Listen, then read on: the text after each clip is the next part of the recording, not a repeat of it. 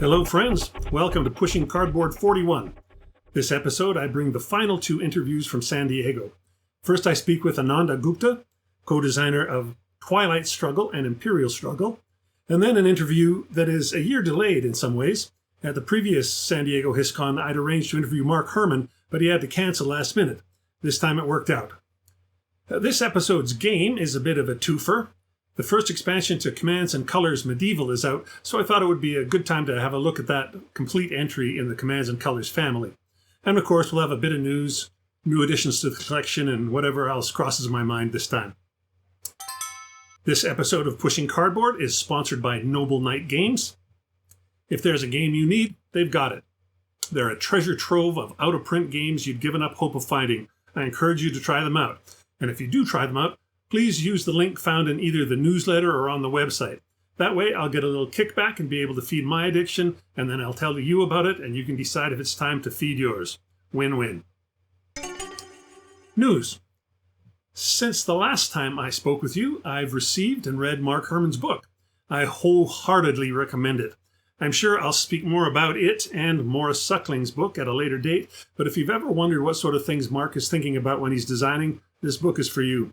And if there's things you think he doesn't consider, this book will probably explain why as well.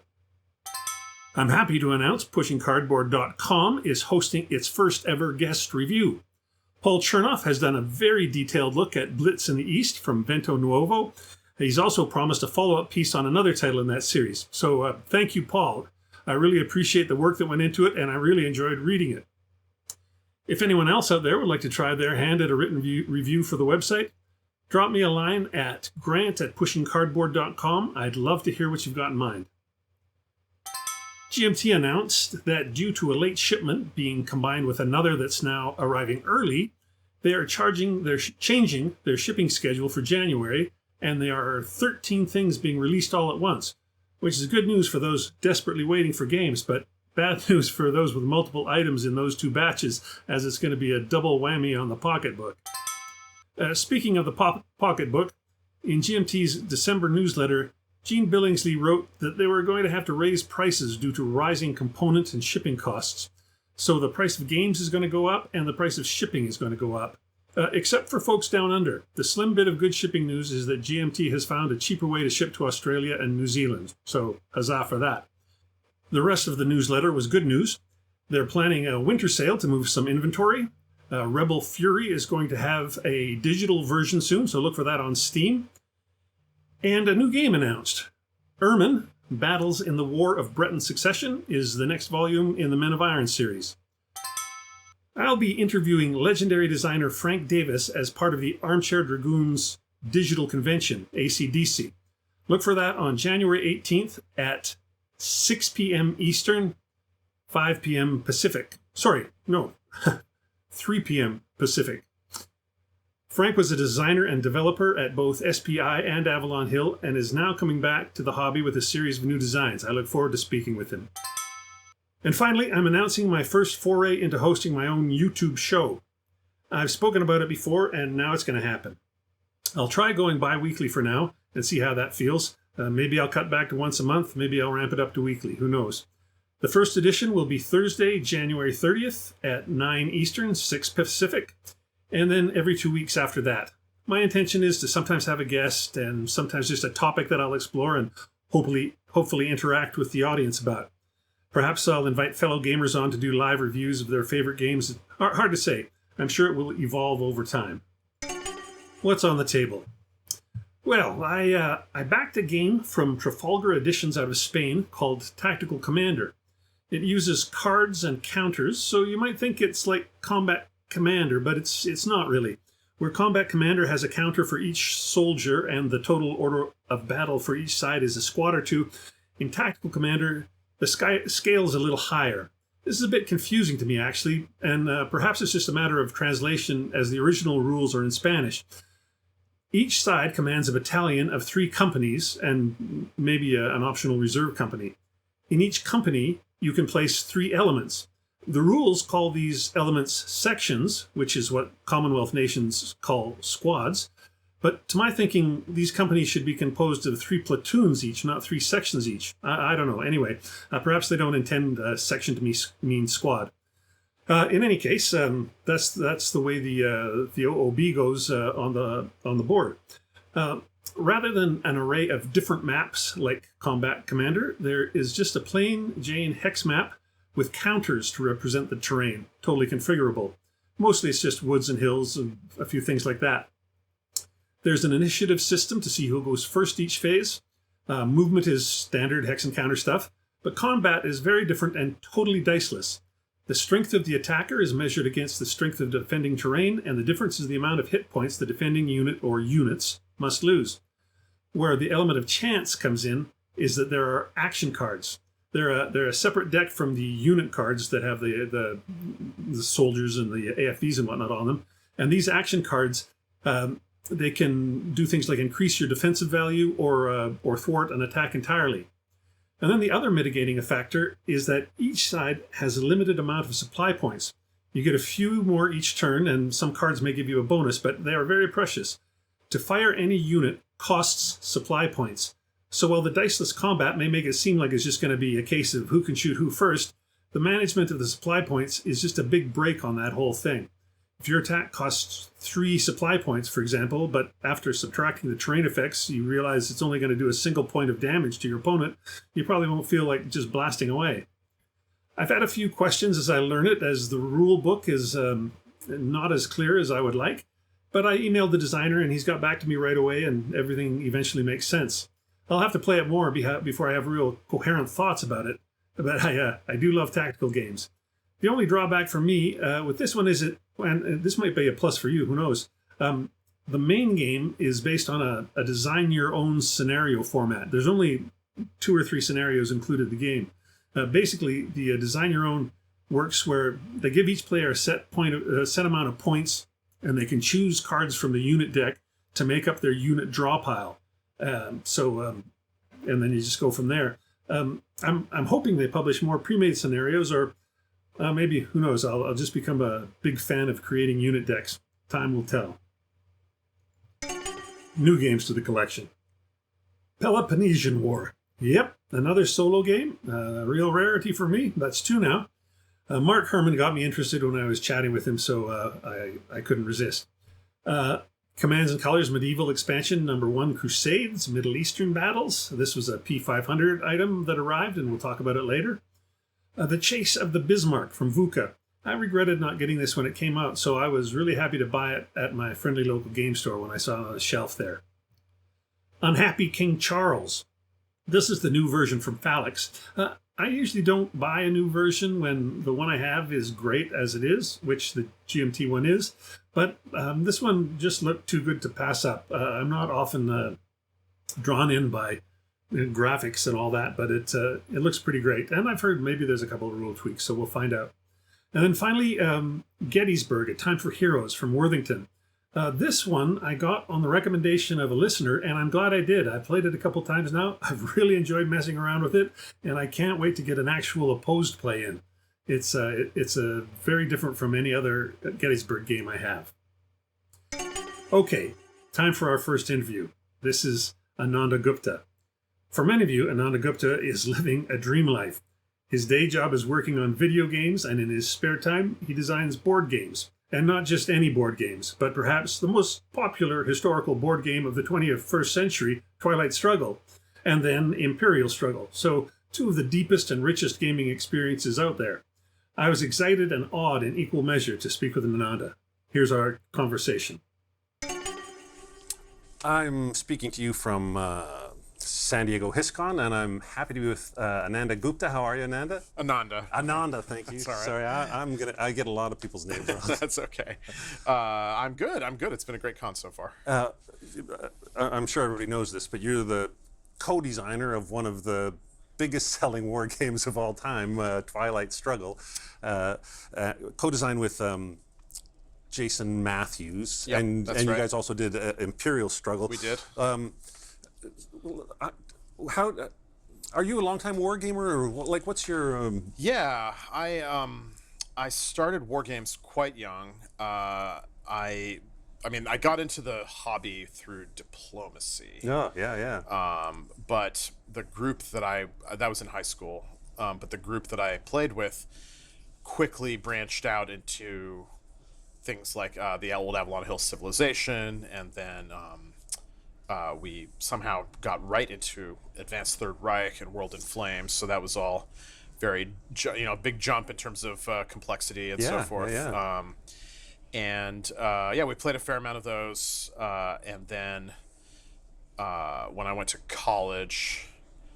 I played. I brought a copy of the old Krieg with me from Decision. That was a lot of fun. I played a bunch of that, and then halfway through college, I was on a trip to Germany with my parents, and I saw Die Siedler von Catan in the store window. So I brought a copy of Die Siedler back to college, and my friend group and I in college probably played that 300 times. So yeah, Settlers of Catan. Yeah. The through line I'm seeing from all your early gaming is it's like multiplayer games. You're playing a lot of games with 4, 5, 6 people. Yeah. A lot of that, and yet once you become a designer later, it's more two. Did you play any 2-player games in that? Not really. It was more a big gaming group sort of thing. Yeah, it's more of a big group thing. I think 2-player stuff started a little bit also in college. I played Paths of Glory's prototype with Ted Racer in 1999. And Ted will be the first to tell you that his prototypes are, he's not great at the arts and crafts, and so, it was a very Ted Racer prototype, but I was utterly riveted playing Paths of Glory, right.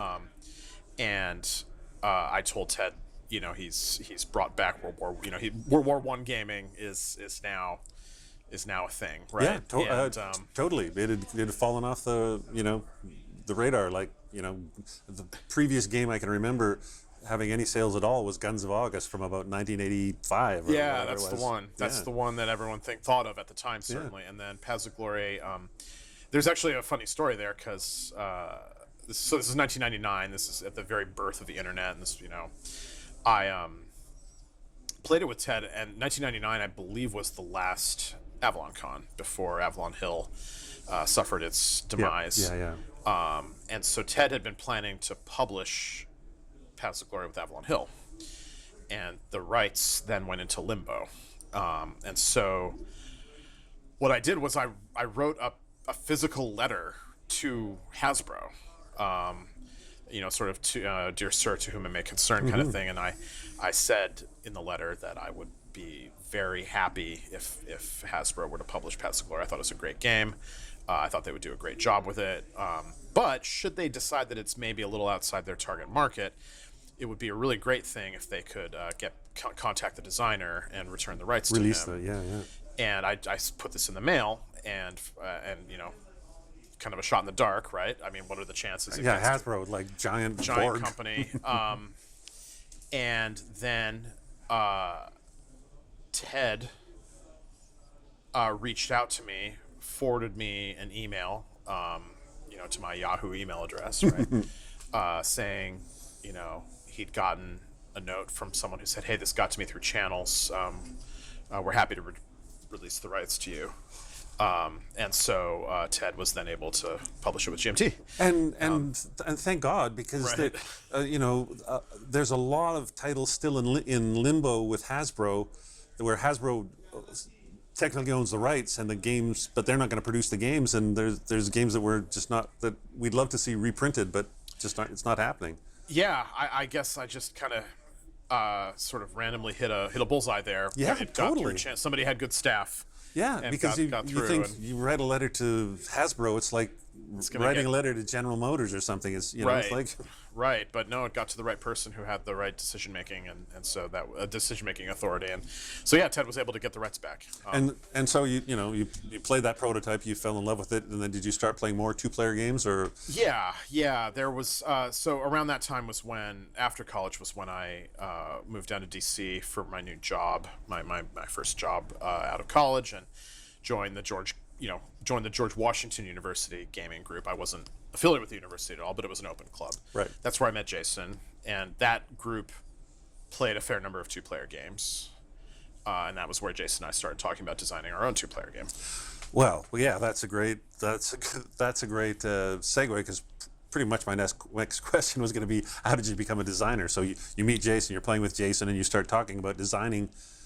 Yeah, we were going to design a Spanish Civil War game. Right. Yeah, I was going to guess that the Cold War game wasn't your first idea, that you started somewhere else. No, we had some guidelines. Like we wanted to pick a topic that was undergamed. We wanted to pick a topic that was important, right? Like that was a consequential sort of bilateral struggle.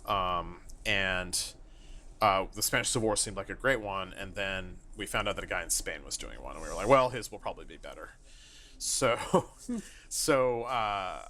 when I was at Jason's place, I saw the books on his shelf, and it kind of occurred to me that maybe he's such an accomplished, knowledgeable person about American foreign policy. I was thinking about that, and then the next time we got together, I said, what about the Cold War? And we both knew that at the time there were only two Cold War games at the time, right? There was Supremacy, which was a multiplayer game. Yeah. And a bit of a weird one at that. Yeah.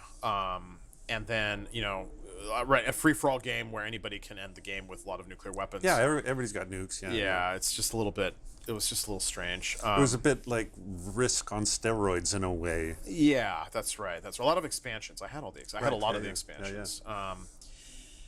And then the other one is the Victory Games Cold War, which is another multiplayer game, right? Very symmetric, right? So it kind of invents symmetry where there wasn't any in order to support multiplayer. Neither of us thought that one was particularly historically interesting. Right. So we thought, yeah, this is kind of undergamed, and Jason in particular was had a big head start on the historical familiarity with the time period. I needed much more ramping up, and then in those early days, you had the two examples of the Cold War game and the Supremacy game. Yeah. Both. I'm not as familiar with the Victory Games one, but Supremacy, it's got a lot. It's more like kinetic warfare from a really strategic scale. Correct. Did you? The game you guys end up with is nothing like that at all. Correct. When you were first thinking of it, were you thinking of a more kinetic type of game, or were you? There were more elements. There were more elements of kinetic warfare in it. So we had a system where you could deploy military formations, and we cut out all that. It was not like the politics is what's totally interesting. Yeah. We felt like one of our guiding lights in Twilight Struggle was trying to keep complicated rules on the cards and keep the core rules as simple as possible. That was what we saw as the value out of card-driven games. Right. Yeah. And we'll come back to that because sure. But keep going. Yeah. And at the time, and so ultimately we just thought, well, we don't want a system that's completely open-ended with respect to warfare, with respect to conventional warfare. And we certainly didn't want a game. We didn't want to make a game about waging nuclear warfare. So that suggested all of those things should go on cards. Right. So you get more of the focus of that the game's going to be more about politics, less about kinetic warfare, but the looming threat of kinetic warfare is still there. How did I'm always fascinated by co-designs. How do you divide up the work, or how did that go? I mean, this was your first co-design, so you're figuring it out as you go. Obviously.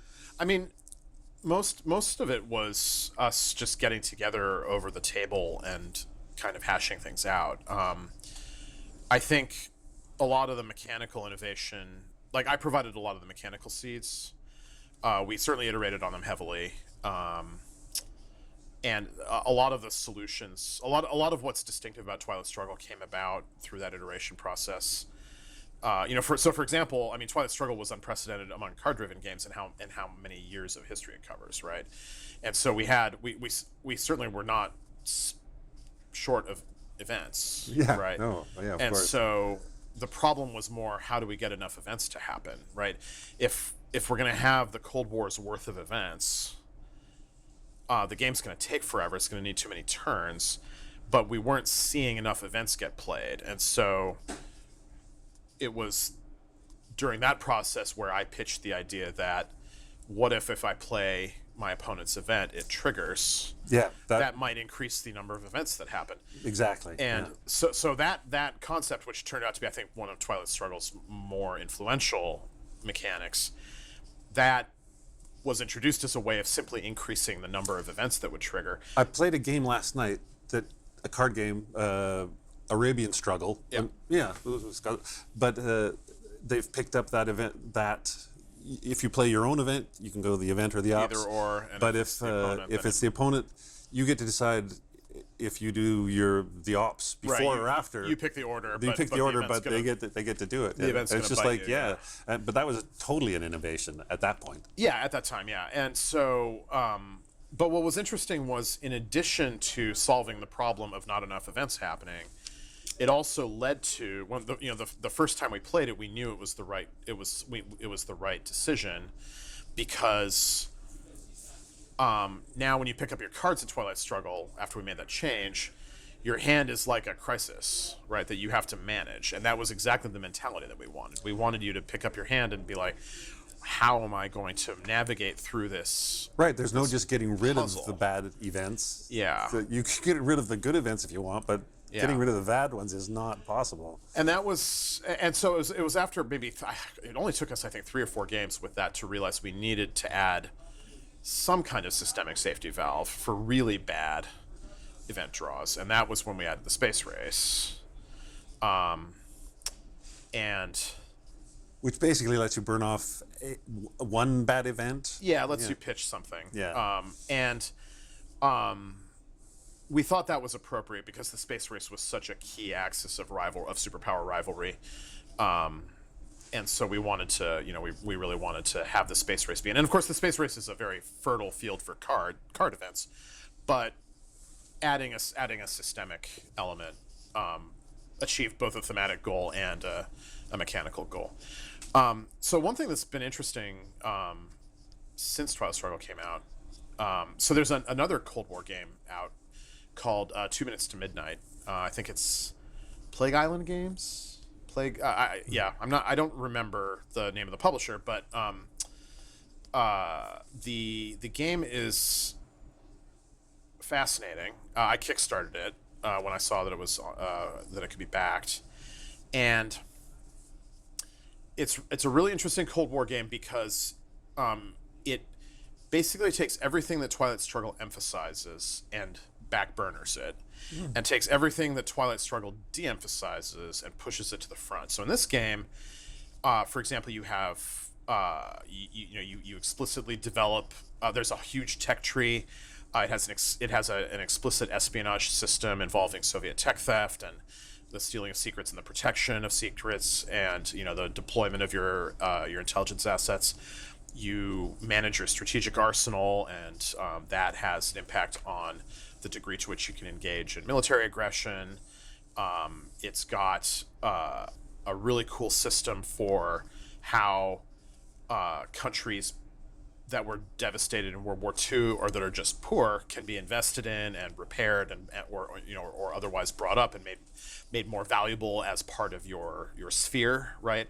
But fundamentally, the objective is the same, right? Which is you're trying to get the most of the world your color, right? You're trying to paint the world your color. Yeah.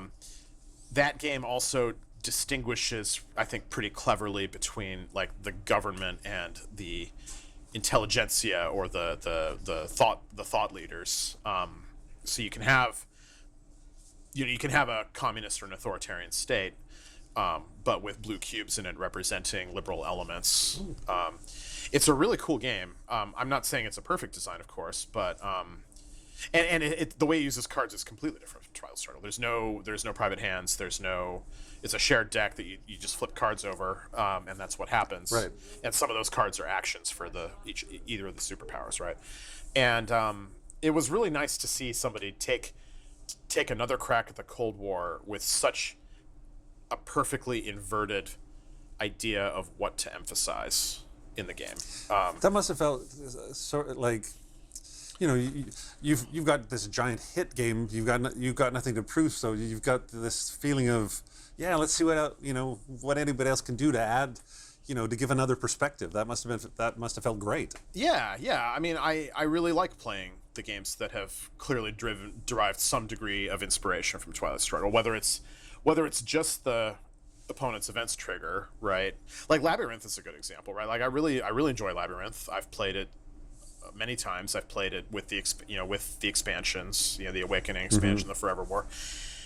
And I mean, Labyrinth I think is most correctly understood as an ancestor of Coin, right? Like it's the proto Coin game. But it is also, it also uses the Twilight Struggle. It has some inspiration from Twilight Struggle mechanics. And so and Vogel would say that for sure. I'm sure he would. And like, I actually prefer Labyrinth to the Coin games, not just because it's 2-player, but because I find a number of common elements among the Coin games to be just not to my taste. I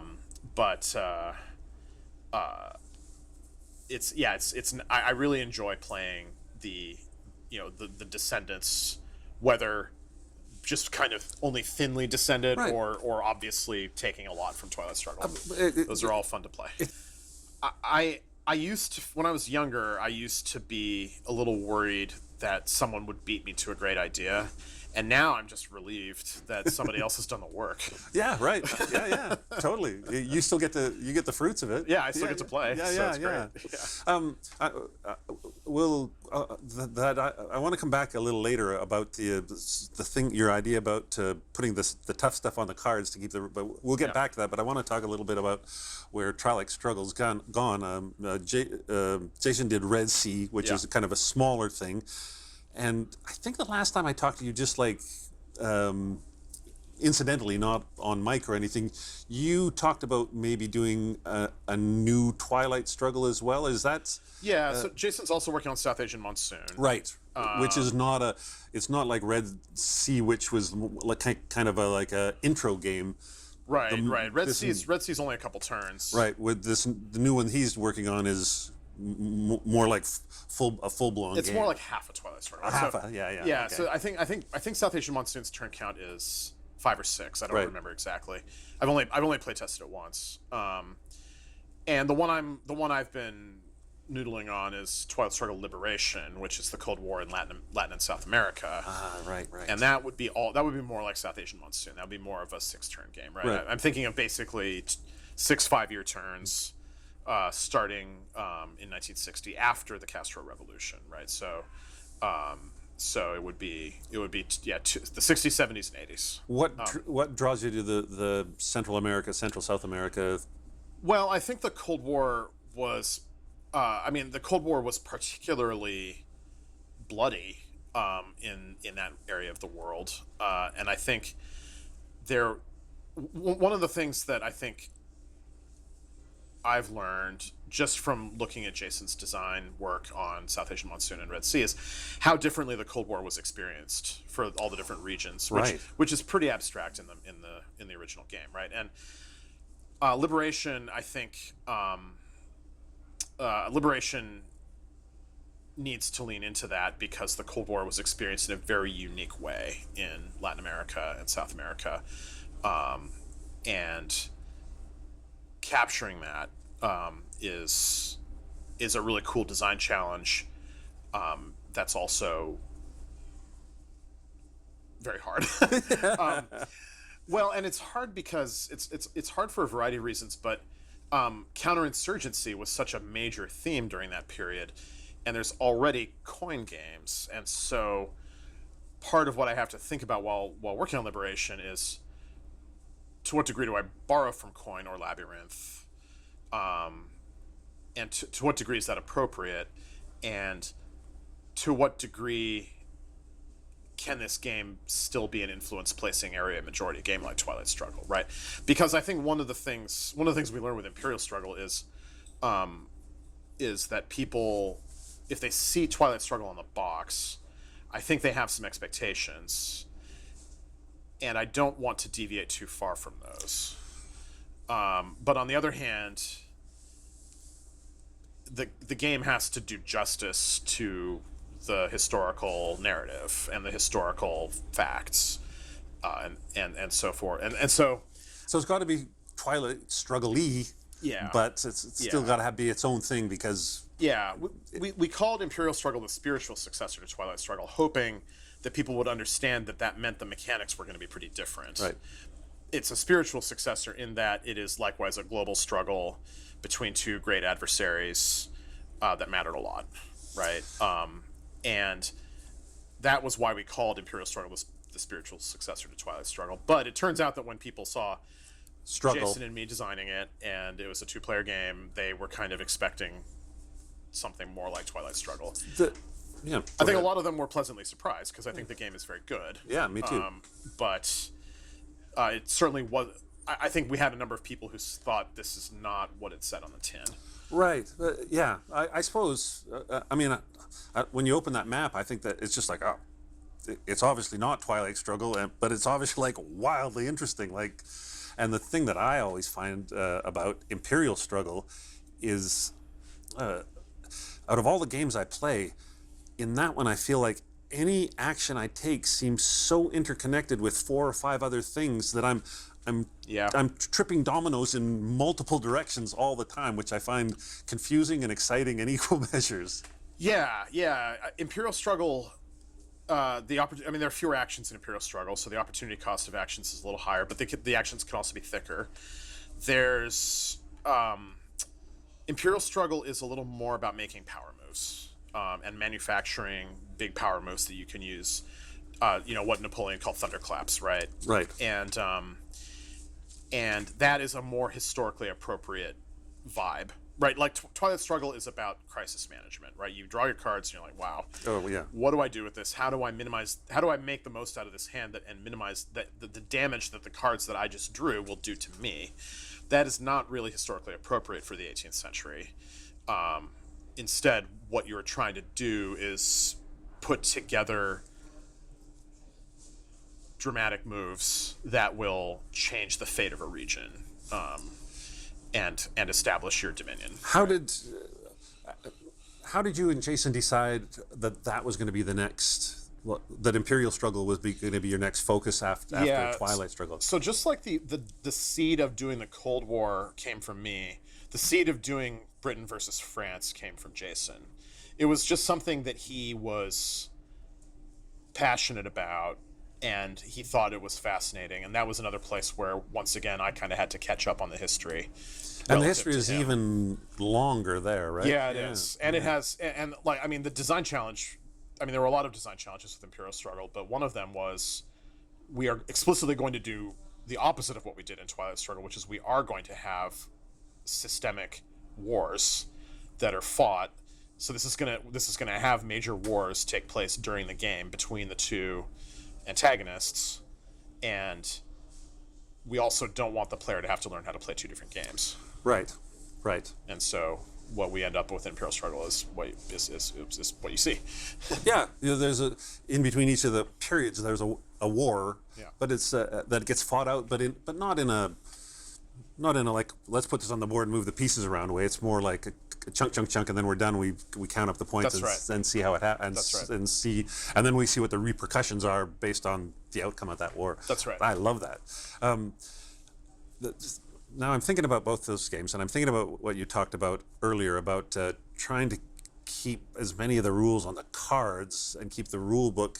I don't know, maybe I heard you in a podcast or in an interview, I think it was you a couple of years ago, talking about user experience or user interface. I've always appreciated that in these games. It's got to be something you're into. Yeah, I think I talked to Harold about that. Oh, that could be, yeah. Maybe. It might have been in his podcast. I have, there are game design decisions that one makes in paper for example, one of the things, like as a baseline, one of the things you don't want people to have to do is lean across the table and read cards that belong to the other player, right? So if I've got this card that I play in front of me and it's got abilities and stuff on it, that's of interest to my opponent, and I don't want to make it hard or necessary for my opponent to have to constantly lean across the table to see what my capabilities are, right? That's risky. Now, of course, we broke that rule a little bit in Imperial Struggle with the Ministry cards, and but I think it was worth it, and we didn't break it that badly because there's not that many Ministry cards. Right. But I've seen games where you put together a tableau and if you really want to optimize how you're playing the game, you really have to go and stare at your opponent's tableau for a little while, and if that involves turning cards upside down or rotating them because they're sitting across the table or on your left or right, that's kind of a playability issue.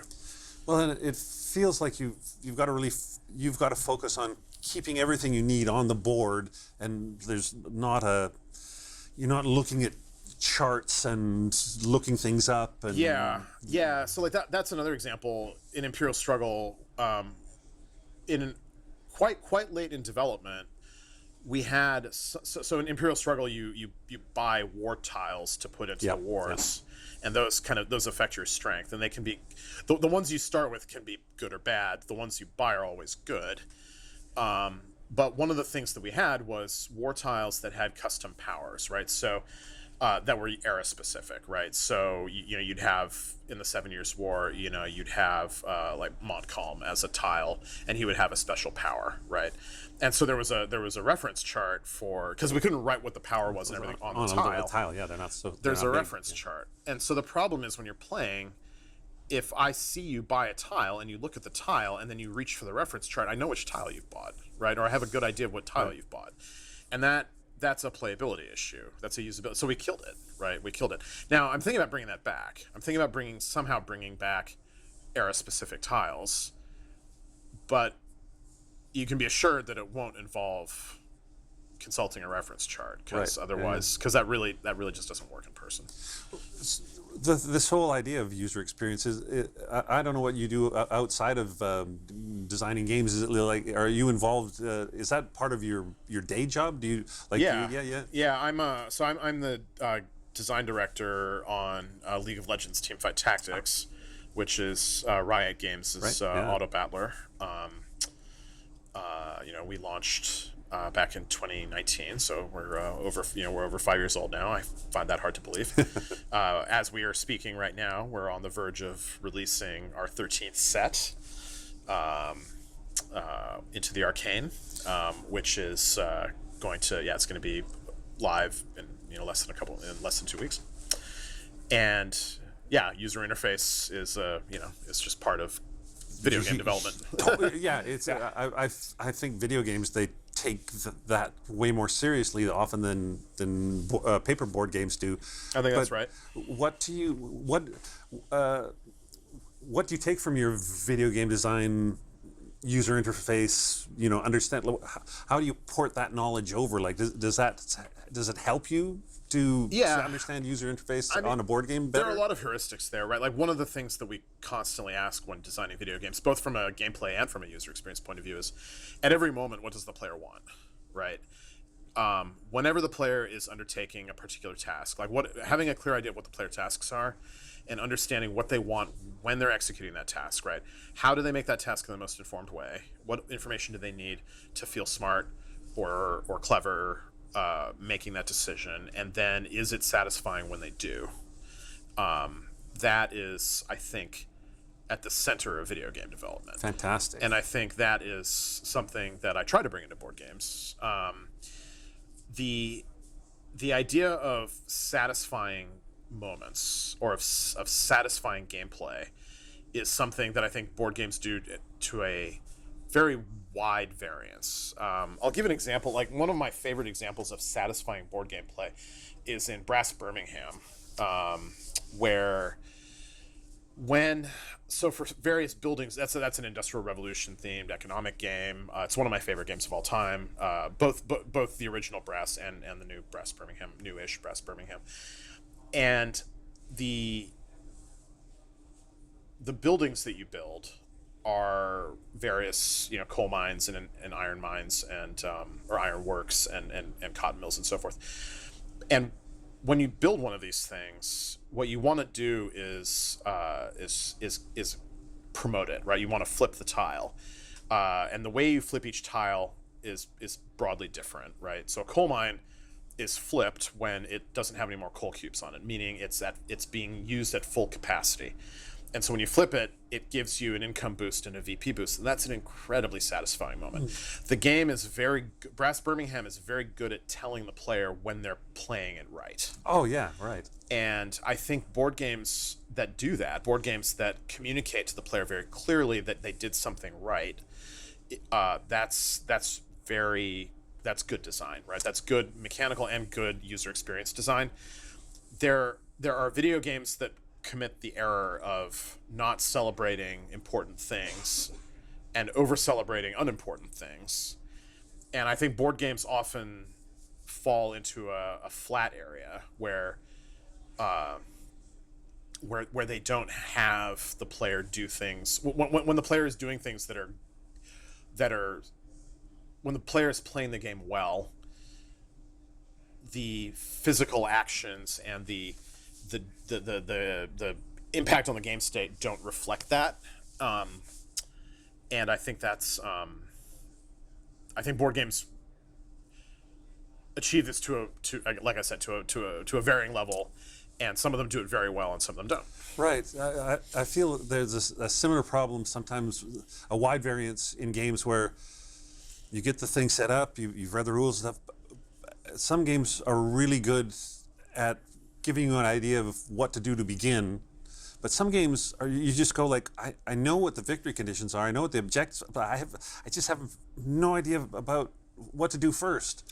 And I find that kind of game really frustrating. Yeah, I mean, historical games have a bit of a cheat here, right? Because if you're confused, you can at least do what was historically done, and see how that could be made to happen using the rule set, and then from there you can innovate, right? For games that don't have a historical context, that's, I think, a bigger problem. Or if you are playing a historical game but you have no idea what actually happened. That sometimes that often happens because for lots of people, a certain historical game is their gateway into that. Like, I didn't know anything about such and such conflict. I bought this game about it. I'm going to learn about it through the game, and it's like, I'm not learning anything here. Yeah. I mean, another element of game is choice overload, right? So of design is limiting choice overload, right? So, Struggle of Empires, Martin Wallace's design, which is another one of my favorite games, nonetheless has what I consider to be a design weak point, which is that at the beginning of the game, there's this enormous variety of special ability tiles you can buy, and in order to teach the game, you basically have to teach the players what they all do, because getting tiles early in the game is very important, right? Before they're exhausted, right? Before they're depleted, and so as a result, a lot of the times when you teach this game, you're either taking the route of, with the newbies, telling them, look, this is the tile you should draft, right? Or you're letting them make their own decision, and they are just puzzling through.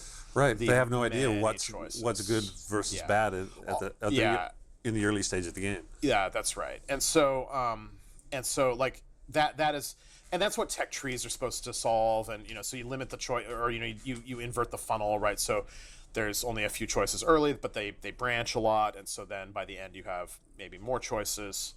That doesn't really work for that game, though, right? Like that. I mean, I see why Wallace didn't do that in this game. Like he is encouraging players to essentially build a spec for their faction, for their power, and then you kind of have to get a head start on that early because of the scarcity of some of the very good tiles, and that's going to define your play style and your capabilities for the rest of the game, and that's what he wants the game to be about.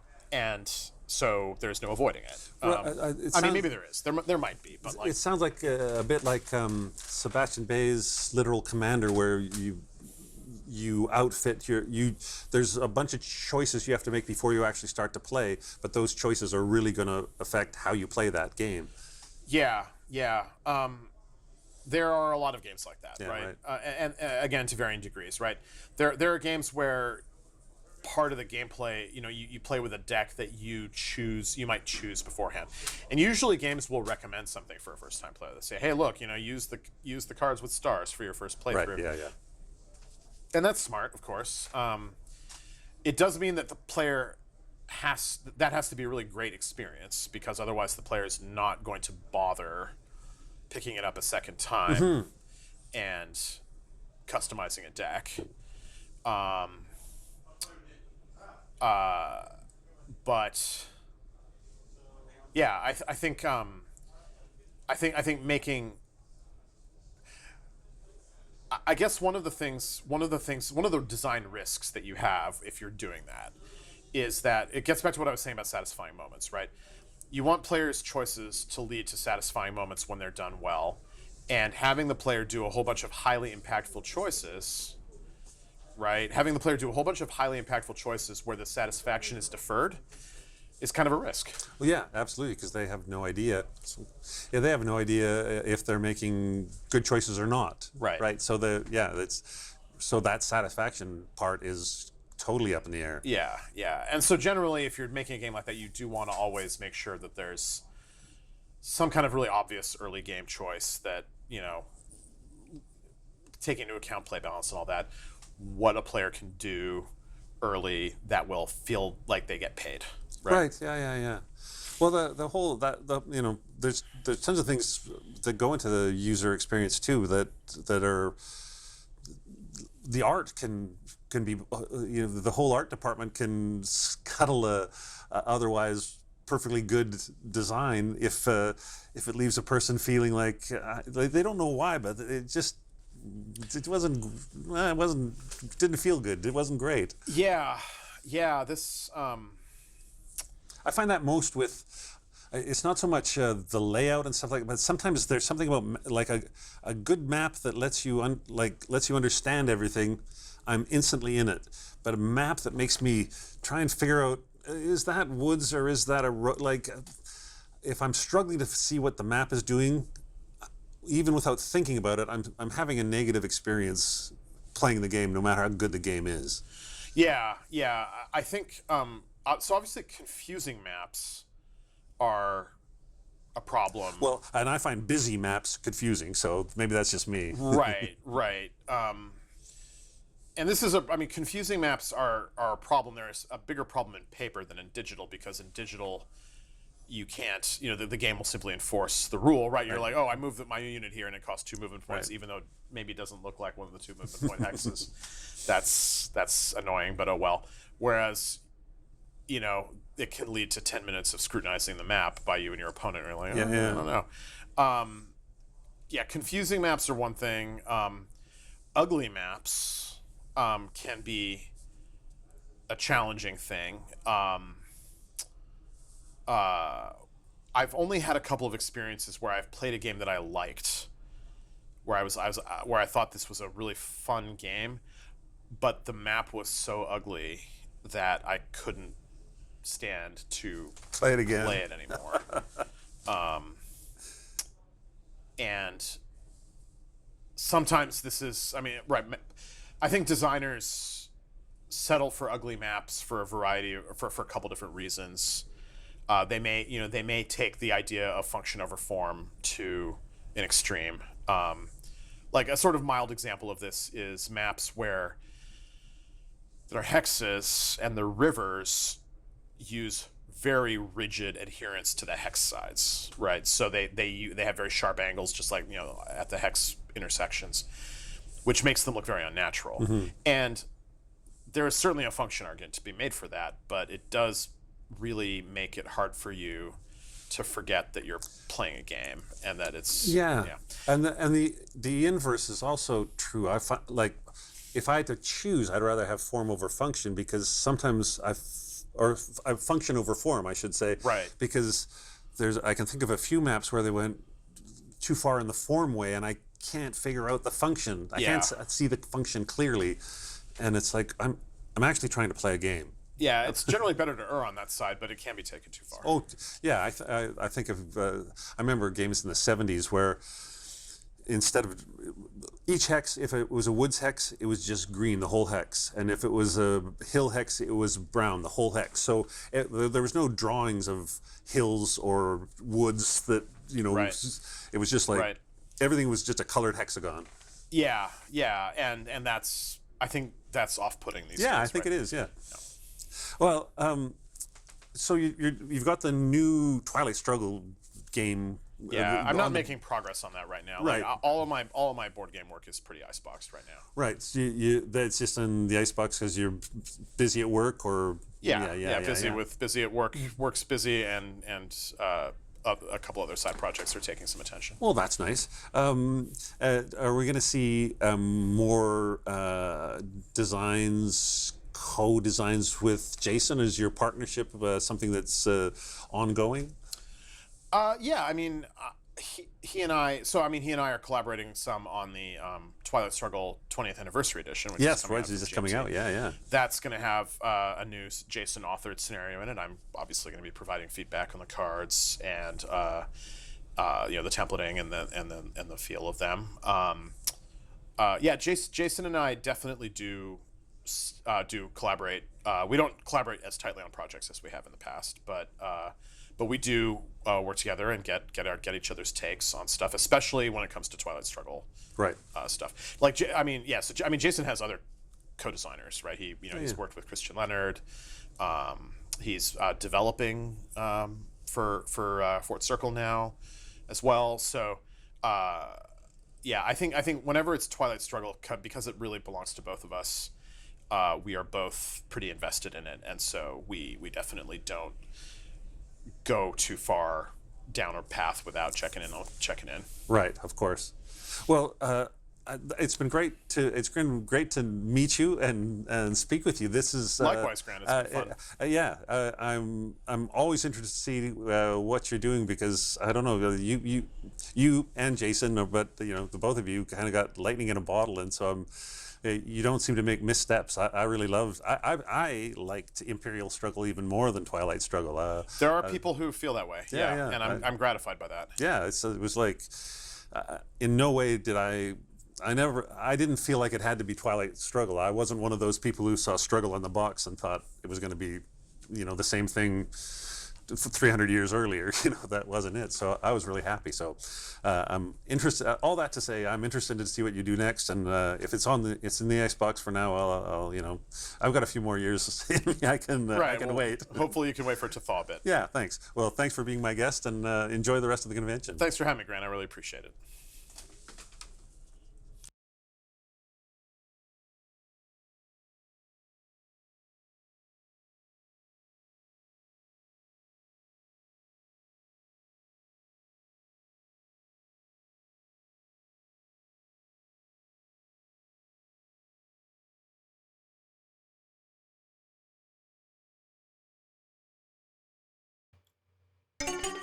His attention to the user experience, especially trying to anticipate what a player is feeling at any given time, and his drive to make the player feel good about their good decisions, man, I tell you, you don't have that conversation with every designer. It was really terrific speaking with Ananda about user interface and all those sorts of things. This episode is also sponsored by Cube for Me. Cube for Me has quickly established themselves as the premier providers of storage solutions for historical board games. We're talking counter trays and card boxes. One of the best things about their trays is they come in a variety of configurations. 4x5, 4x3, 3x5, etc. And also a variety of depths. And one tray can serve as the lid for the next if you're looking to save space and not put a lid on everything. This will save space and maybe eliminate box lid lift. Check out my website or the newsletter from my link. Use that to order the trays, and then they'll know I sent you. They're in Poland, but I was amazed how reasonable the shipping was. Okay, for our game this time, we have Medieval Commands and Colors, and we'll talk about it and its expansion. Commands and Colors Medieval was a much anticipated item, but when it finally arrived, it was not universally loved. It seems many fans heard the word medieval and were hoping for knights and battles from the 100 Years' War or something like that. Instead, they got battles between the Huns and the late Roman Empire, bridging the times between ancients and the medieval period, and then battles from the earliest part of the medieval period, battles between the Byzantine Empire and the Sassanid Persians.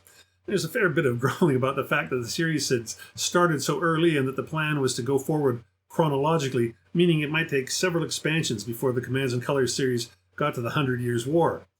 Designer Richard Borg and GMT heard those complaints and decided that instead of going chronologically, they're going to skip forward about 500 years, not all the way to the 100 Years' War, but at least to the Crusades. So this first expansion deals with the Crusaders fighting a variety of opponents and includes some of those knights folks we're looking forward to. I'm not going to go into a detailed breakdown of how Commands and Colors Medieval works. If you're unfamiliar with the Commands and Colors system, check out the very first episode of Pushing Cardboard, where I describe Commands and Colors Ancients. It's the basis upon which most of the newer games have been built. So I'll just discuss how Medieval differs from Ancients. Medieval has all the standard Commands and Colors elements. The board is divided into 3 sections. There's a deck of action cards. You have the standard variety of light, medium, or heavy troops. There's a little difference in the number of dice you roll. Each type of troop gets. For example, in Ancients, heavy infantry gets 5 dice, but in Medieval, heavy infantry gets 4. So there's a few changes like that, but they're not big. They don't make a huge difference. In terms of units, the big difference is there are now rules for superior armor and superior stature. These are both a bit fiddly, but easy enough to learn. In broad strokes, each level of unit has superior armor to the level below it. That is, heavy, the red units, have superior armor to medium, the blue units, and medium has superior armor to light, the green units. But also within those groups, there's differentiations. If we look at heavy, for example, which is indicated by the red squares with an outline have superior armor to just plain red squares. The same go for medium or blue troops. The effect of this differentiation is that when a unit attacks a unit with superior armor in close combat, the first sword hit will not count. So it's a very small effect, but it does come into account.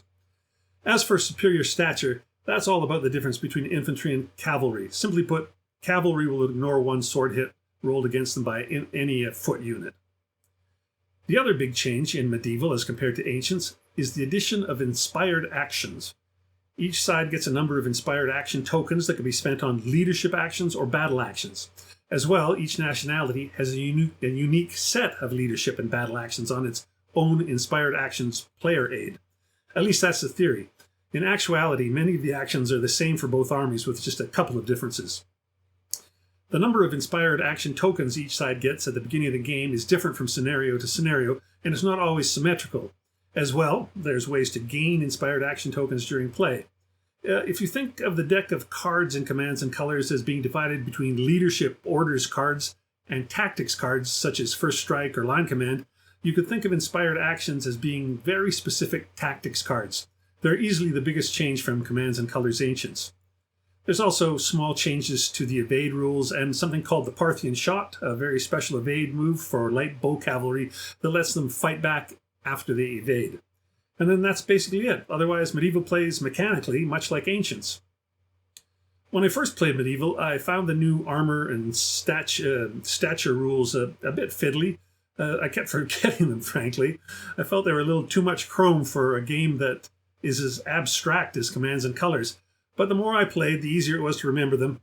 The inspired action cards did feel like a fresh change in the same way the special deck in the Samurai box was, or the way that Marshals and Tacticians expansion was for the Napoleonic version. Add in the fact that each new army for every expansion to Medieval is supposed to get their own set of inspired actions, and it promises to create more variety going forward. This first expansion to Medieval Crusades makes good on that promise. You get a new set of actions for the Crusaders, and then 3 new sets of actions for their opponents. One for the Ayyubids, one for the Fatimid, and a final one that's shared by the Seljuk Turks and the Artukid. As well, this new box brings a variety of new rules, including the much waited for knights, knight cavalry, and even Templars and Hospitallers. There's also a few new rules in this expansion. Special rules for night cavalry that get a little out of hand and go maybe farther than you want. Rules for feigning retreats. Rules for relics, and for the possibility of panic after retreat. The last one is a bit like the morale rules in the Tricorn series. There's 19 scenarios in the core box and another 20 in the Crusaders expansion, so there's plenty of replayability here. Although I do find it a bit more fiddly than Ancients, I've enjoyed playing Medieval and its first expansion. It's always fun to have new units to explore, I have to admit. And while I'll probably always prefer the straightforward simplicity of Ancients, I'd never turn down the chance to play this new Medieval game as well. It's pretty good. All right, time for our second interview. I didn't expect to interview Mark Herman in San Diego this year, but when the opportunity arose, I jumped at it. Of course, that means I didn't have any questions prepared or even a loose theme that I wanted to explore. But I did have a few questions that had been rattling around in my brain related to his work, so I finally got my chance. Here's our discussion. Well, here we are in beautiful San Diego, and I'm talking with Mark Herman. How are you, Mark? I'm very well, thank you, Grant. It's great to see you. You were going to come here last year, and then something came up, and you didn't. Yeah, I had COVID. Oh, you had COVID. Yeah, so that was That slowed me down. And I didn't feel like sharing. So we didn't get to have that. We were going to have a chat last year, but we get a chance to have it this year, just on the fly. You've been. I see you running around doing everything here. Like you're playing. You're also demoing Rebel Fury, or so. So what ends up happening with this con? Harold Buchanan does a great job with this con, and he goes to me as he's playing. He goes, "Would you be willing to do?" I don't even listen to him. I just say yes, and then when I get here, I go, "What am I supposed to be doing?" So he had wanted to have 2 Rebel Fury events. So I had one. Today's Saturday, so yesterday I had one at 9. We had like 4 games going, and today we had another one at 9. So I think we had another 4 games going, and then I brought Army of the Potomac, but we're playing my idea. I'm always looking for like something fun to do. So Army of the Potomac has basically 4 maps and 4 one-map scenarios. But you can bolt the whole thing together and play the campaign. I saw it on the table out there. It looks like it's about 12 feet long. It is 12 feet long because it's 4 maps. Right. But and then what I did was I started playing with Gary Mengel, Ardwolf. Yeah, Ardwolf. Yeah. So we started playing and we were having a good time. And then we broke for lunch. And then anybody comes along and looks like, "Whoa, that looks really cool." I said, "You want to play?" So people have been coming and playing like 1 or 2 turns. So the campaign's been advancing as I put new generals in. So, but now the Worley brothers, Cole and Drew, seem to have really grasped on. So it's like their game now. So they're fighting each other. So we're getting close to the north. We've moved off the first map and we're now well into the second map, moving towards Richmond. Yeah, so it's going really well. It's fun to watch. That game. Is it? I know it's.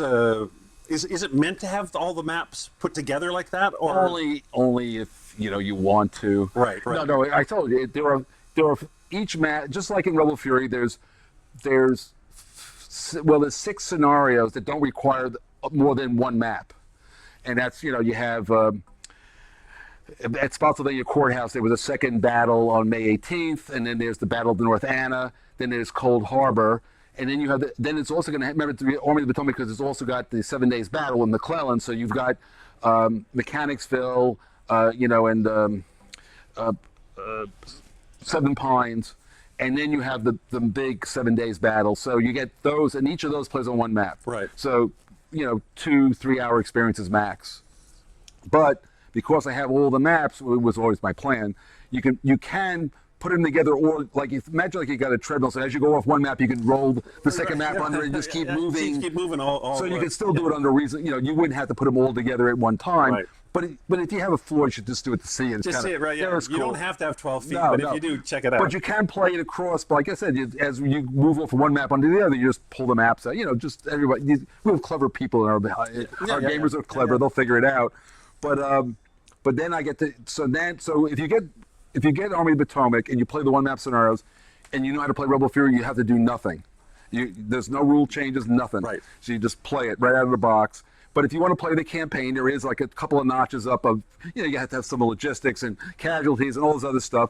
But, if you're going to go do that, it's still not very complex.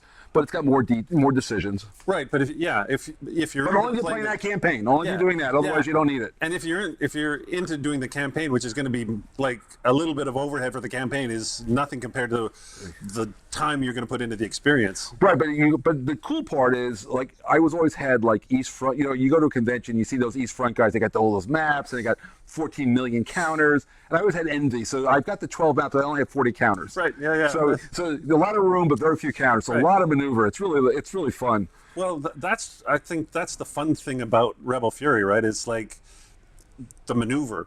Like we get so tired of games where, like, especially Ancients games, they go, well, here they are, and you smash into each other and see what happens.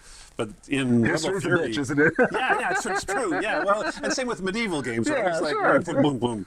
But with this, like, it's less about the battles, or the combat. It's more about the. So let me, if I can refine that thought. Yeah. So we all know what a tactical game is, right? You know, it's like regiments and artillery batteries, and we all know like what the operational level is. You know, you got corps running around with, you know, and then you've got like games like, you know, For the People or U.S. Civil War, where you're playing, you know, the whole war. Yeah.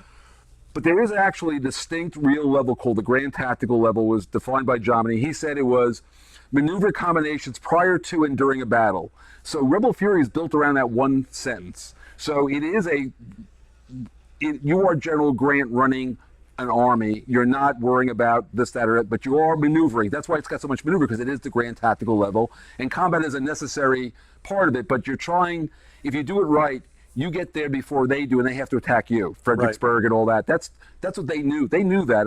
And you know, a lot of people have asked me, like, you know, what are your research sources? And so there's something called the Official Records of the Rebellion. If you look at any history, Civil War book, it's called the OR. The OR, and it's 128 volumes. And because of my age, you know, a lot of the books that I've read over my lifetime didn't exist. You know, it was a centennial in 1960 when I was a kid. So I used to read the original reports and correspondence with what I was reading as a child. Oh, Jesus. You know, well, and there was Bruce Catton was writing great stuff. You know, that was that era, but that was where I come from. So when people say, well, that's not true, I go, well, this is what General Grant said. You know, that's how I look at these things, you know. Yeah, and there's nothing like a first-hand thing. I agree that there's value in analysis and taking, like, what three people said about the very same thing and go, where does the truth lie there? But if you're just making it up out of whole cloth because you got a theory, I'm going to go with what they said. Yeah. So one of the interesting things, so in a lot of our war games, and anything in the 19th century, I'm not talking about, you know, World War II, but I'm talking about the 19th century, you know, Napoleonics and the Civil War in particular. So General Grant wrote a report to Henry Halleck. I would say it would be around May 12th in the evening, and he reports on the capture of the Mule Shoe, which is like this big battle at Spotsylvania Courthouse, which is very, very bloody. But the way he describes casualties, he doesn't talk about losses of men, losses of organizations. And his claim to Halleck was, we knocked out two rebel organizations. They actually knocked out Johnson's division and Dole's brigade. We didn't lose one organization, he says, even not one company. So he didn't think about, I lost. So linear losses of men meant nothing to Grant. Do I have all the pieces? Do I have all my pieces? Do I still have, like, is there Maneuver elements for cohesion of that this is still here? And so that is what I use as the basis of my thinking for the entire attrition model, because that's what he thought. I want you to be him, not be, you know, and then people will say, like, you know, how come Woods is the same as a Ridge, or, you know, why is it both +3? And the answer is, what is the rationale that it's anything other than it's better? Yeah. There's no, people, like a lot of games and they like to make this, well, this is a +2, this is +3, this is +4. And the answer is, everybody figured out very quickly when you're getting shot at, get behind something or get down. Right, it's either defensive terrain or it's not. Not, exactly. Yeah. And especially at that scale. And remember, even in a wooded area, there's going to be clearings for farms that are not at a half-mile scale. There's farms all over the place. So there's a lot of open terrain. Yes, the wilderness was a little bit more dense than other places, but there were plenty of farms, like the Tripp farm. They fought over all those farms because that's where they could see each other. Right. And also that's great cover. Well, that's the other thing. And the people say, like, artillery doesn't work as well in woods. That is true, except that, well, these clearings, they would put like two guns, and nobody could cross the clearing. Right. So, and then and the other thing that's always in there is like how many guns do you have? And again, Gettysburg is a little bit different. You know, it had a lot of open ground and a lot of batteries, but in most of the battles of the Civil War, a gun battery could run out of artillery, shells, ammunition in about 90 minutes, 2 hours. So it's more about the ammunition. And that's what I track. You track so if you want continuous artillery support, you wouldn't necessarily pull the guns back and give another gun battery unless you didn't have. But if you had, the wagons would come and give them more ammunition, but it's the same guys. Right. Because moving them back and moving forward is very hard in that terrain. Yeah. So as long as you have continuous, and remember, the other thing is it's a direct fire war. There's you don't have 155 howitzers firing over people's heads, and you can't shoot those kind of guns over your own people's heads without killing your own people, which they would try. I mean, it happened, but they try to avoid it. So I can get there's no such thing as force ratios in the Civil War that make any sense because they have the same number of guys per square foot as you do. And right. So this idea of 3 to 1 is not. It makes no sense. Now, what you do get is, if I bring enough guys, I might, and they can never really, you think about trying to coordinate any group of people across a mile.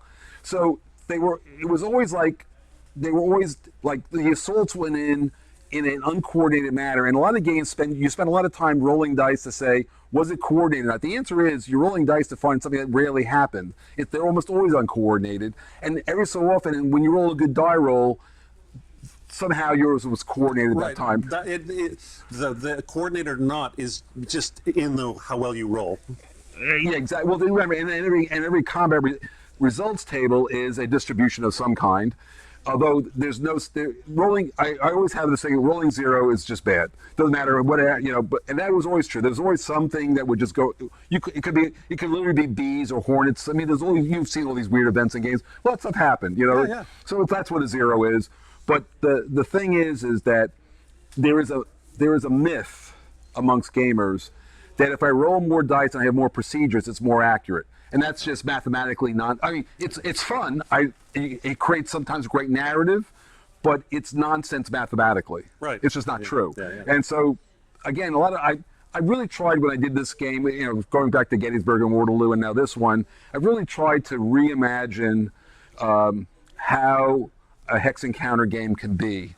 Now, I'm not saying it's the most brilliant thing in the world. I'm not saying it's innovative beyond all belief, but it is. I don't know that there's a lot of parallel games to it, even in the past. So I've really tried to open up you can move as often as you want until you can't, and you can shoot as much as you want until you run out of guys or effort or whatever. I totally love that about it. And I mean, people who listen to my show know I'm a big fan of Courtney Allen's area impulse games. Yes, and I know Courtney. Yeah, so yours is even more, but that thing that breaks down the I go, you go thing into I move one, you move one.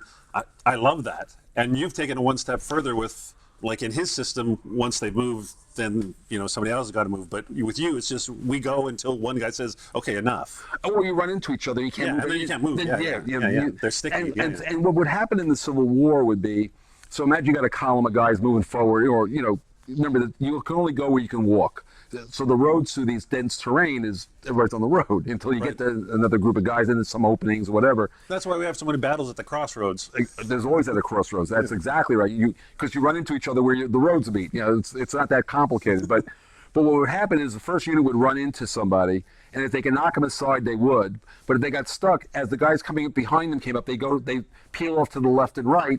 And so battle lines would form. Right. And that's what happens in Rebel Fury. The battle lines form organically based on that simple principle. So once you're in a ZOC, you're locked, you just see the lines just form. I mean, there's no rules for it. It just does. It just happens. And that's what I was looking for.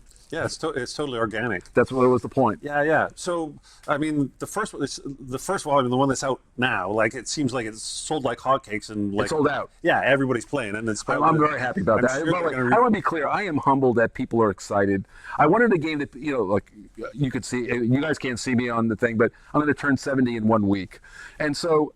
While I've done many complicated games, and I admire detailed, intricate games, I'm at the point now I want to have some games in my collection where I can sit down and play to be done in 2 hours. But my idea was, you have lunch, you start the game at 1, and you're watching the 4 o'clock football game on time. Yeah. 3 hours, I'm done. I had a good time, and moving on. And I also wanted to.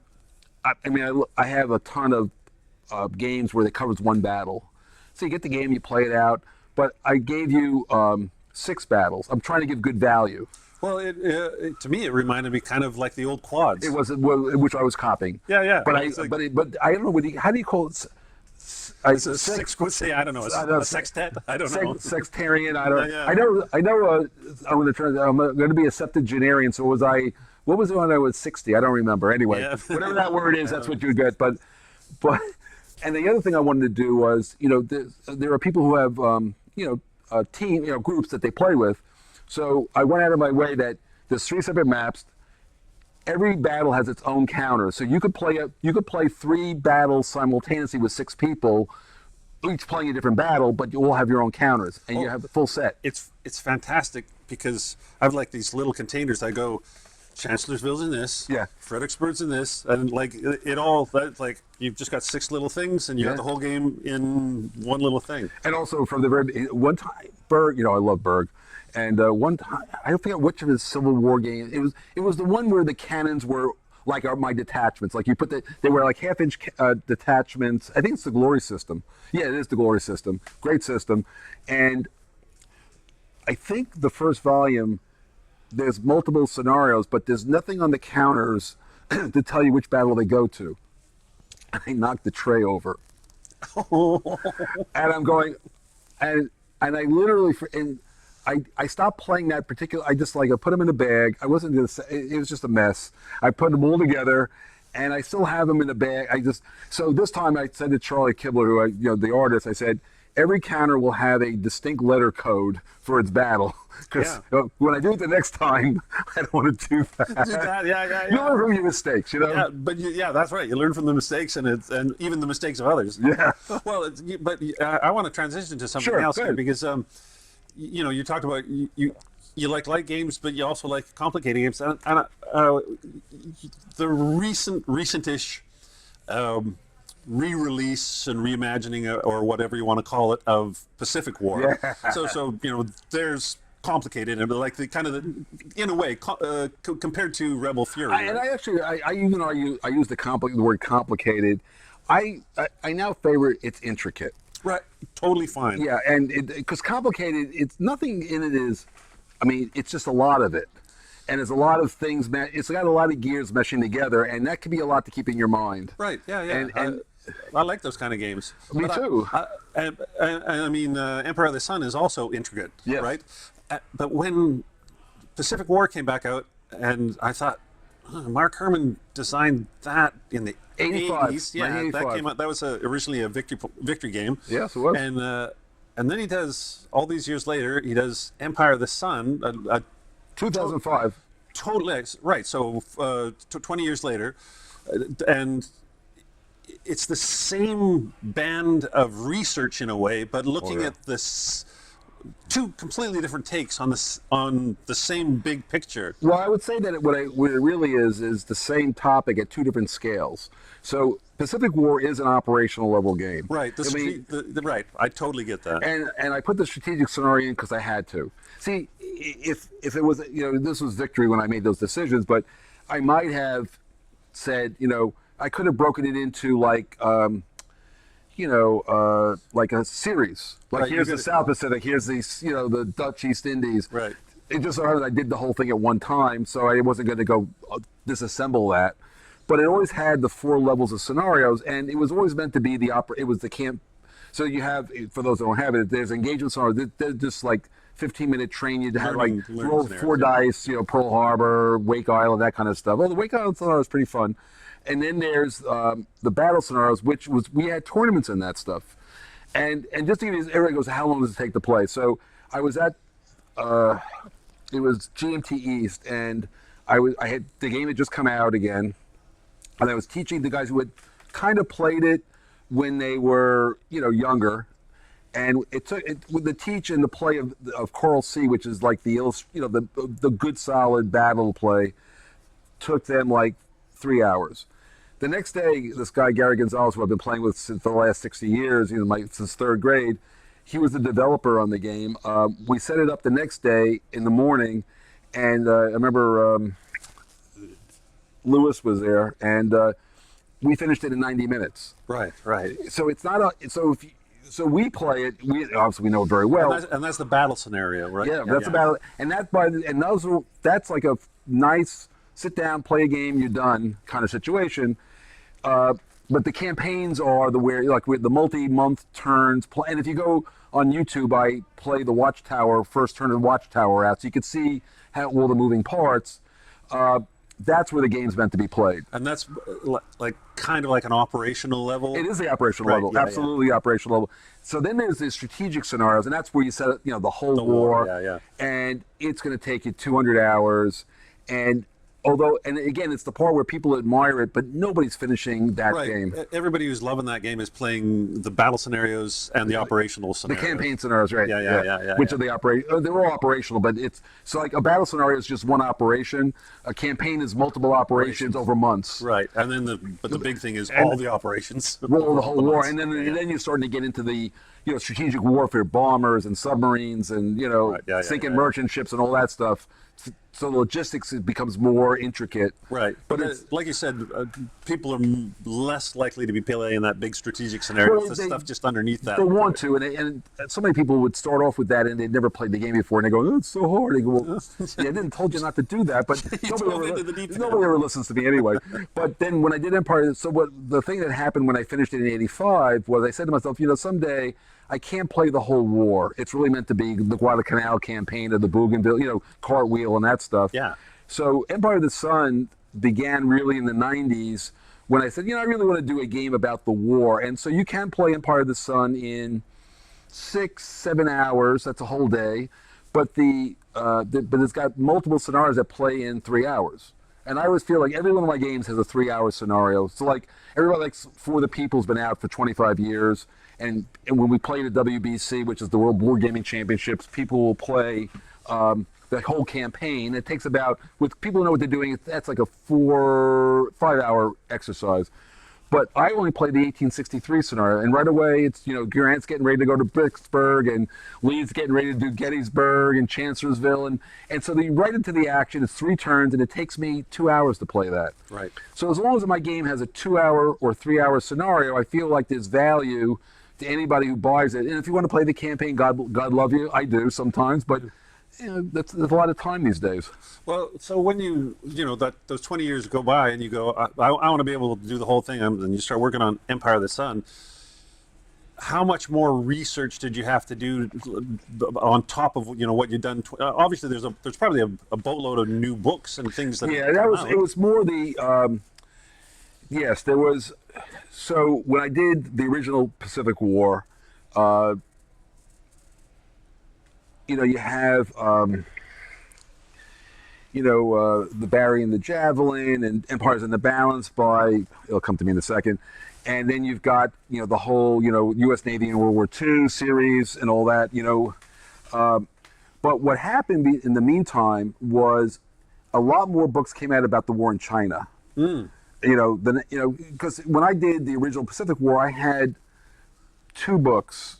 One was some Chinese nationalist general who was writing his memoirs from Taiwan, and from there I knew again in English at that time in the mid '80s there wasn't a lot of stuff, and so I had that book, and there was some other book also that wasn't gave me some information, but definitely not brilliant stuff. But since then there's just Tower of Skulls, and I mean there's been at least I can think of. There's actually in fact a whole historical movement now when I was doing the game that's really looking at the fact that Asia was a bigger war than Europe, that more people got, sadly were killed, and, more horrible things happened.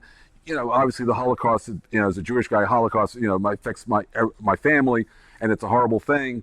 But the war, the Germans, it was a small, even the East Front is a smaller war than China. Than China, yeah. And I think that, and it's interesting that the Chinese government, even though Chiang Kai-shek is not, he's been resurrected by them because they realize that he saved them from the Japanese.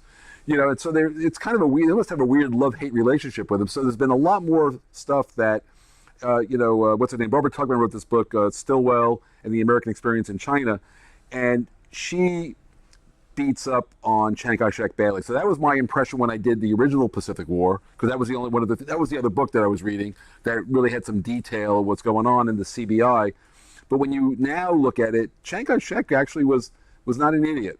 No. And he was a lot better than they thought. He was stuck between two things that he was like walking a tightrope. Well, there was a third party. Some Chinese guys were going to go collaborating with the Japanese, and you had the communists. So it was much. So the war in China is a lot more complicated, not because it became it was always known in Chinese and what it was about.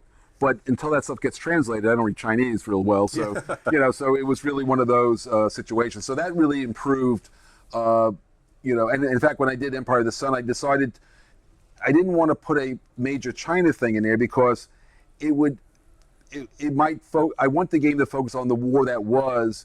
And so I use a track it becomes a resource sink that every so often, if the Americans or the Allies don't pay attention to it, China falls. And the Chinese, and there's strategies that get there, but if the Allies pay attention to it all, what they're doing is they will burn cards to stop it from falling, which is what I wanted it to be. Right. It's a resource thing. Yeah. Yeah, so that's how I handle it there. But now the new Pacific War has a much better, look at the Chinese theater, and it can even get. And now Empire of the Sun, by the way, there's two Chinese guys. He goes by the name of Soju. I don't know what his real name is, obviously. He's on Board Game Geek.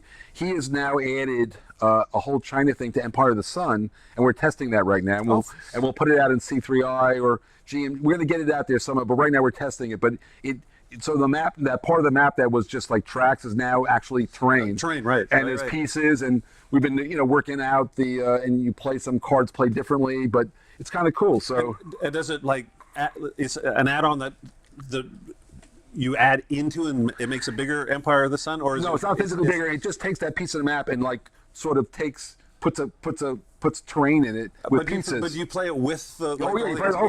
It's not just like a separate game. No, it's not a separate game like South Pacific. No, it's part of the main game. And I'm just not sure how we're gonna do it yet, but it exists, and we're playing it. On Consum World, there's a bunch of guys playing it, so we're figuring it out. But it'll get out someday. Oh, fantastic! But remember, these guys are Chinese, so they actually they got the order of battle. They got the stuff that I can't. They've got access to a whole bunch of. Well, they read stuff that I can't read. Yeah, it's very cool. You seem to have a huge interest in the Pacific. I do. Do you have like a family connection to that? It's like so I had an uncle. Well, his name was Henry Klein. Henry, but because the Marine Corps being as clever, because his name was Henry, right? He was Chick, Chick, yeah. Yeah. So my uncle Chick, that's what we called him. He was in the Marine 5th Regiment, and he fought on Guadalcanal. And whenever my uncle Chick drank too much, he would talk about Guadalcanal, and he was always drinking too much. Which might have something to do with Guadalcanal as well. Yeah. So so even as a child, I was fascinated by his stories of, that. So even when and by the way, you get Pacific War, there's the two big mountain maps are gorgeous and all that, but it comes with a very small footprint map of the South Pacific, and you can play pretty much every scenario. There's more than half the scenarios can be played on that one mini map, and very small footprint, and that's how I kind of play the game. I rarely play, and anything you can't play on the mini map, you can play on one map. That's the A map, and then you only need the B map if you're going to do the whole war or Midway. Otherwise, you don't need the B map. So, the game, I want the game to be played, and that's why you have so many scenarios. And anyway, so that's where my interest comes from originally. And then, reading books about. So, there's a company, I don't know if they exist anymore, called Ballantine. Oh yeah, And what happened was, I guess in the 1950s, all of these guys who were in World War II wrote like a memoir of their thing, and so you can find there. I don't know how many volumes of Ballantine, but there's a famous Brazen Chariots, which was used as an MMP. Was it MMP? BCS title. It's by a guy named Major Crisp. And so there's all these books, and I read a whole bunch about these, destroyer captain and Nighttime in the Solomons, and so those books really, I read all those as a kid, and they really fired me up on this Pacific stuff. And let's face it, you can't swing a dead cat in the room and not hit it in a European game. Yeah, So it's true. Yeah, yeah. yeah, but so I like, I picked a Rebel Fury fits into a scale that nobody's playing. I like to try to go where nothing's being done, and Pacific never's gotten the treatment that Europe has gotten. You're also big on. Did you have a history degree? I do. And ancients, right? So you like Peloponnesian War and like that was my So in fact, did you see? You saw copies of my. There's a few copies of my book here. Like I hope to get one. Oh, yeah, well, but we'll get you one. We'll talk to Rachel. She'll figure that out. But the three, in my mind, the 3 areas that I have taught that I feel I know a lot about is, and in my book I have a section in the back on designing within 5th century BC Greece, the American Civil War, and the Pacific. Those are 3 areas that I've taught, lectured on, and I feel like I know I can hold my own. And in fact, if I had gotten I was working on getting into a doctoral program when I was like 60, and the only thing that stopped me, I had a topic and everything, they were ready to take me, but they were saying it was going to take me 7 years, and I didn't feel like going from 67 being in school for a purpose that I couldn't figure out. So I decided to design games and I'd write books.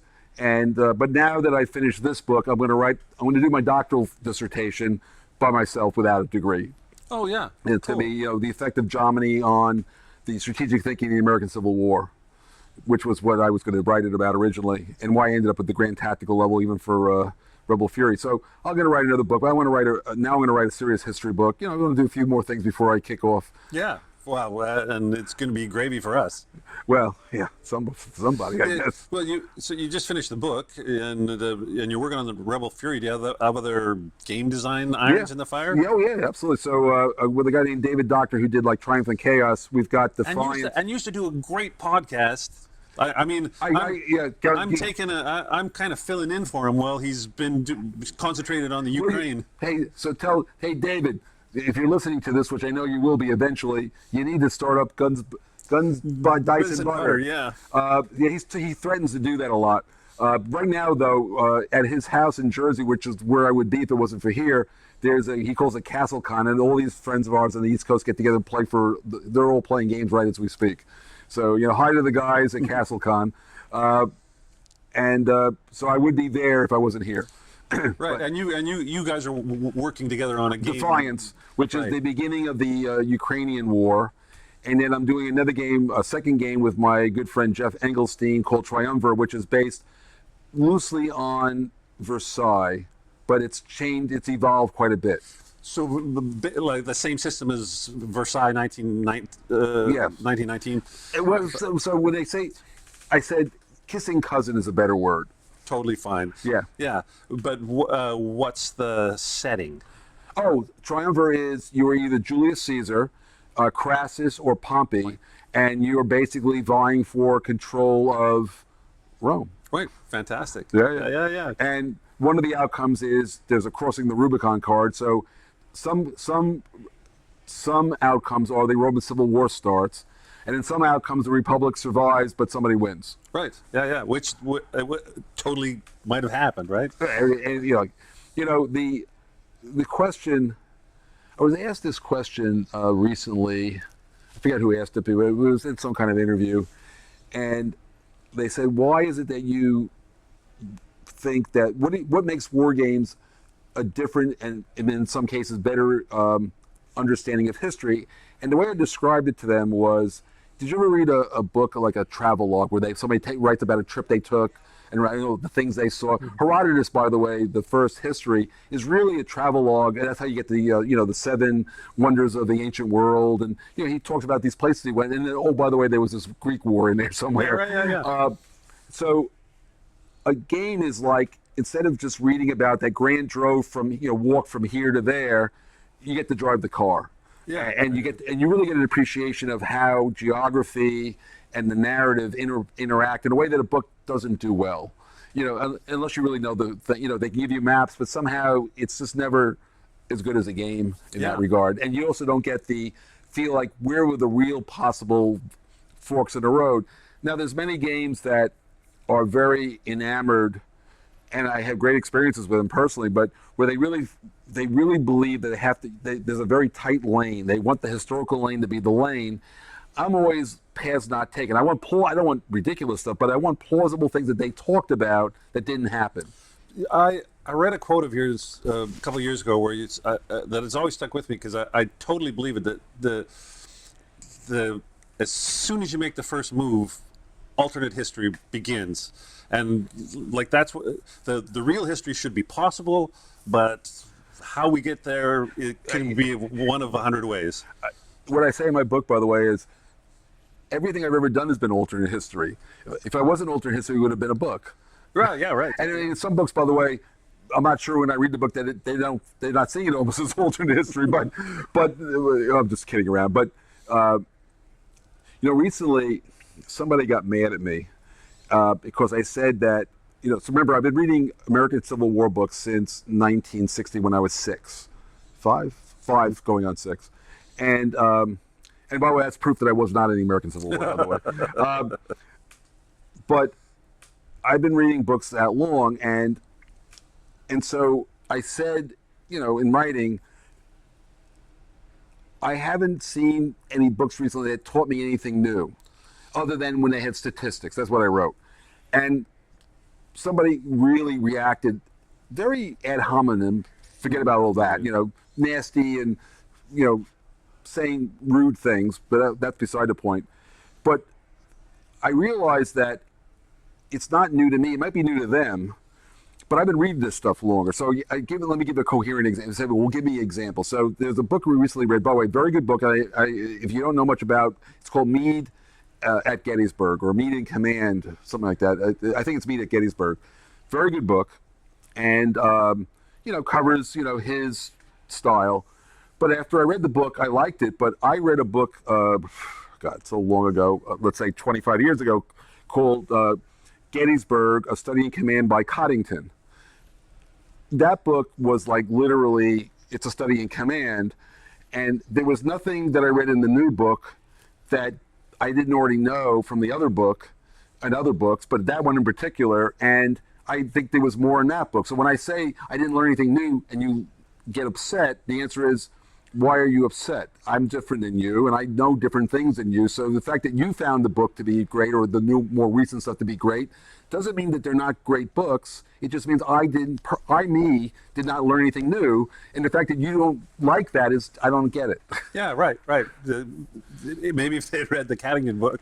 Coddington book, yeah. Yeah. I even wrote a paper on it once for the Military Operations Research Society. I even made the finals, but I lost to two Air Force officers who wrote a great paper on strategic nuclear warfare. So I lost this. So my 19th century book on command lost to strategic nuclear warfare. Hey, what are you going to do? It feels like there's, I don't know if there's new stuff coming out, but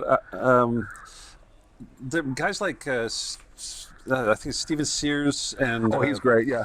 I just read his book on Chancellorsville, and Good book. And it's like, it's totally changed the way I thought about Hooker, for example, right? Like I didn't... He's not an idiot. He's not an idiot at all. Exactly, yeah. And same thing... The Last Invasion, or you're talking about, that's Guelzo's book on Gettysburg. Yeah. That's a thing. He's also, those are fabulous books, but they were written like a decade ago. Right. Yeah. So I'm talking about the most recent books. The most recent books. Yeah. And by the way, to give you the first thing you said, Chancellorsville. So when I did Rebel Fury, the thing that I wanted to do was, if I could figure out how to do Chancellorsville with no special rules, I knew I had something, and that was my test. And I do that to myself. I say, if I can do it this way, and there was again in the OR, which is again the official records of the rebellion. Hooker wrote President Lincoln. You might have heard of him. He wrote him a note on his strategy for this coming battle, and he makes it very clear to Lincoln that if he's going to make this demonstration with Sedgwick across the the river towards the entrenchments, to pin them there, and then if Lee pulls away too fast to block his turning movement, he'll turn that into the main attack. So many games on Chancellorsville build in all these special rules that Sedgwick can't do this, to make sure the timing works out perfectly. Forget about all that. If, as a player, if you unskillfully move too many guys too quickly, I'm just going to take the first core and turn your flank and take the entrenchments, and I win the game that way. So by just doing what was the actual written strategy, I had no special rules. And Chancellorsville can play out the way it is, but it also can play out the way that Hooker said it could have come out, because so that's how I tried. Hooker had. Chancellorsville. We always talk about the Jackson's big. He steals a march, but Hooker stole his own march ahead of that. Grant, you're preaching to the choir, 100% correct. And in fact, what I write, and I just wrote my Cleo's Corner for Roger McGowan and C3I, which is all in great detail about Rebel Fury combat system and everything. And I used that exact example. And Jackson's turning movement was, it's very Shakespearean, because, at the height of his power, he gets, mortally wounded. And so it's very memorable to gamers, and it should be. And it can happen in Rebel Fury without any organically it can happen. But there were other turning movements. Look at Grant said, Vicksburg, there's so many good turning movements in the war, and ones that went badly. And the Hooker one's right there, just beside it. And again, as I say, what happened in the battle was Hooker won. Remember the definition of grand tactics. Combinations prior to battle, Hooker won that part. Then combinations during battle, Lee won that part. Right. Yeah. And that is really the story of that battle in a nutshell. Yeah. Well, and you're like you say, your game lets it happen. And I love that scenario. And I had a very nice experience today. So there's what's their list? Anyway, if you look on, Roger posted I sent them some pictures, but you had a grandfather, son, and grandson playing Wilderness War, and they played Spotsylvania today, and they played Chickamauga yesterday. I was just heartening to see that. Yeah. And then Mark Johnson, not the one who has the podcast, but another Mark Johnson, Canadian guy, very nice guy, by the way, kind of a pretty famous film producer, as it turns out. I had lunch with him today. His 85-year-old father was a historian, and he has literally, he said he grew up in a house with 3,000 books. So, it's a serious guy. But when he saw Rebel Fury, he wanted to play, loved it, and he wanted a copy. So I feel like an 85-year-old. Which, by the way, is not too far in my future, by the way. So I hate that part. So those are the things so people, I ain't doing it for the money. That's what I'm doing it for. People are happy, and I'm happy. I'm happy, they're happy, and everybody's happy. So yeah.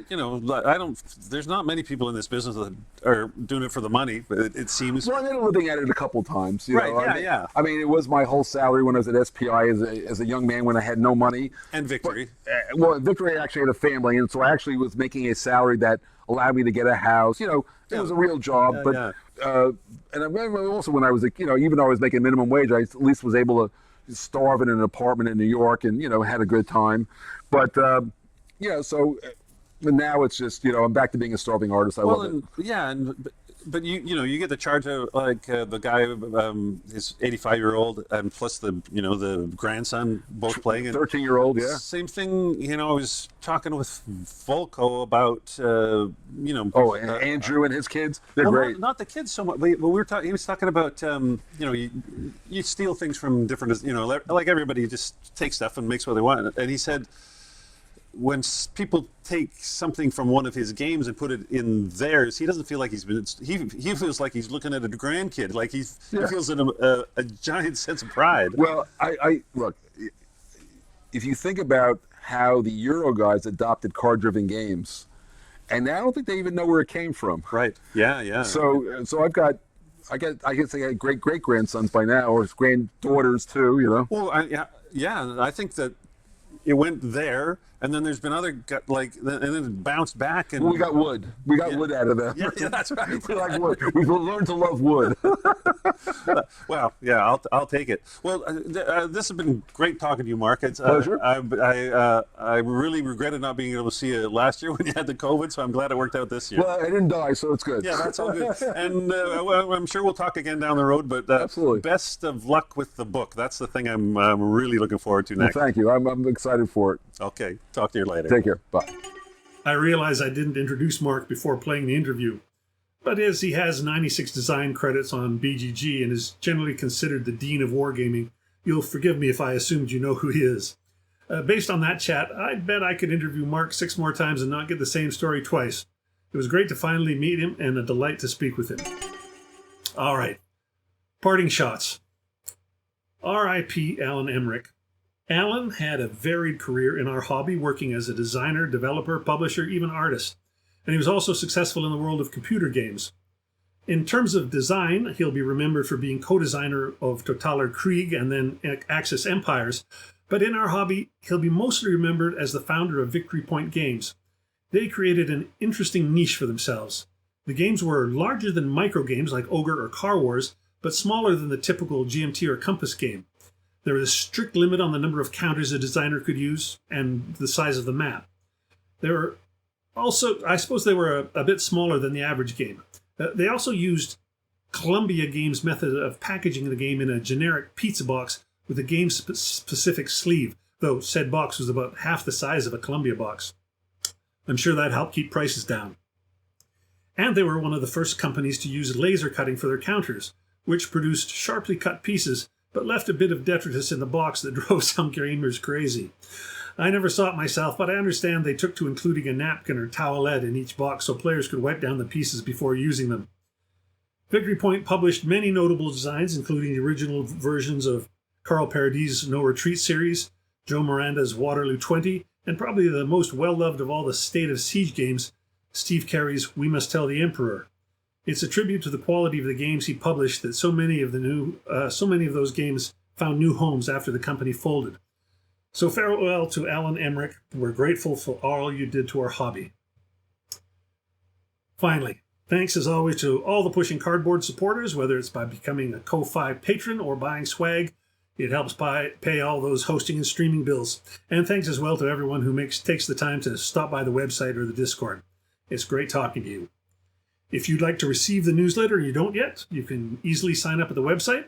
There's one just for the podcast, which contains links to some of the things discussed in each episode, and another if you want to be notified of any special events. That one gets used much less often, but I totally recommend it. So that's it. Until next time, watch your six.